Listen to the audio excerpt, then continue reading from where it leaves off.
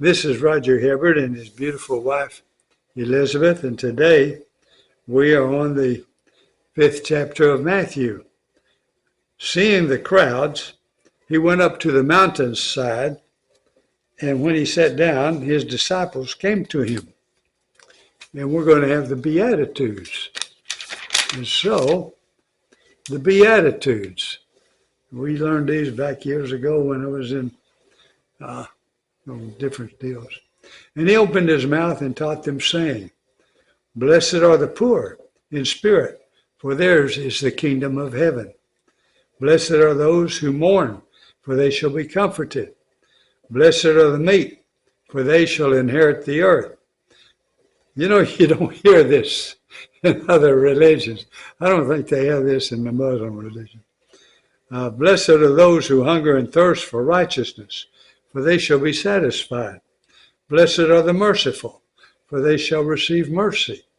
Blessed are the pure in heart, for they shall see God.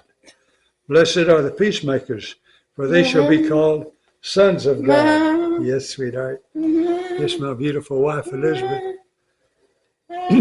Blessed are those who are persecuted for righteousness' sake, for theirs is the kingdom of heaven. We're seeing being persecuted for righteousness now, even in our own country. Did you ever think that would happen? Isn't that amazing? Blessed are you when others revile you and persecute you and utter all kinds of evil against you falsely on my account. Rejoice and be glad, for your reward is great in heaven. For so persecuted the prophets who were before you. So that's what they did. You are the salt of the earth. But if salt has lost its taste, how shall its saltiness be restored? It is no longer good for anything except to be thrown out and trampled under people's feet. You know, they used salt for payment even back in those days, and they mixed the salt, I think, with some other stuff. Anyway, sometimes they would, it'd get really bad and they'd throw it out. You are the light of the world. A city set on a hill cannot be hidden, nor do people put a lamp and put it under a basket, but on a stand, and it gives light to all in the house. You know, in other words, everything is going to be transparent and be known to all, and that's a good kingdom. Now, we had a kingdom said it was going to be full of transparency, a president, and it was the most non-transparent deal we ever had. What that old boy could not tell very good. Couldn't tell it like it really was. In the same way, let your light shine before others, so that they may see your good works and give glory to your Father who is in heaven. Do not think that I have come to abolish the law or the prophets. I have not come to abolish them, but to fulfill them. For truly I say to you, until heaven and earth pass away, not an iota nor a dot will pass from the law until all is accomplished. Therefore, whoever relaxes one of the least of these commandments and teaches others to do the same will be called least in the kingdom of heaven. But whoever does them and teaches them will be called great in the kingdom of heaven. For I tell you, unless your righteousness exceeds that of the scribes and Pharisees, you will never enter the kingdom of heaven. You have heard that it was said to those of old, you shall not murder, and whoever murders will be liable to judgment. But I say to you that everyone who is angry with his brother will be liable to judgment. Whoever insults his brother will be liable to the council.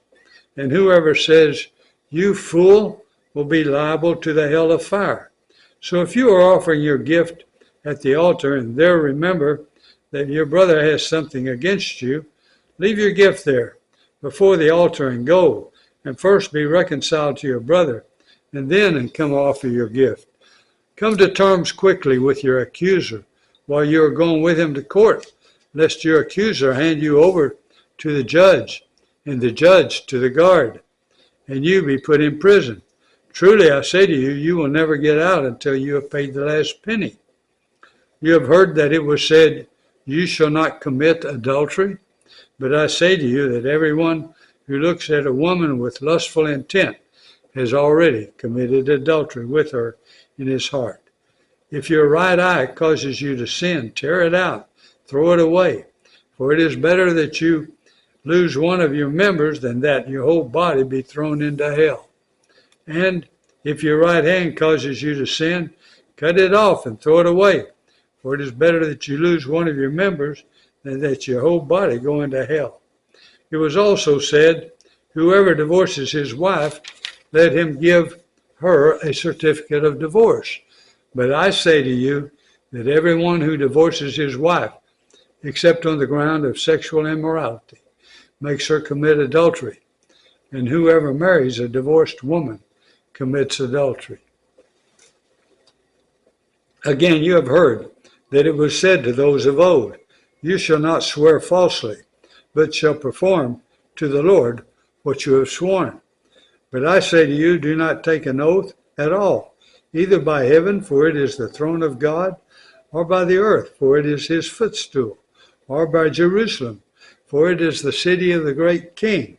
And do not take an oath by your head, for you cannot make one hair white or black. Let what you say be simply yes or no. Anything more than this comes from evil. You have heard that it was said, an eye for an eye and a tooth for a tooth, but I say to you, do not resist the one who is evil, but if anyone slaps you on the right cheek, turn to him the other also. And if anyone would sue you and take your tunic, let him have your cloak also as well. And if anyone forces you to go 1 mile, go with him 2 miles.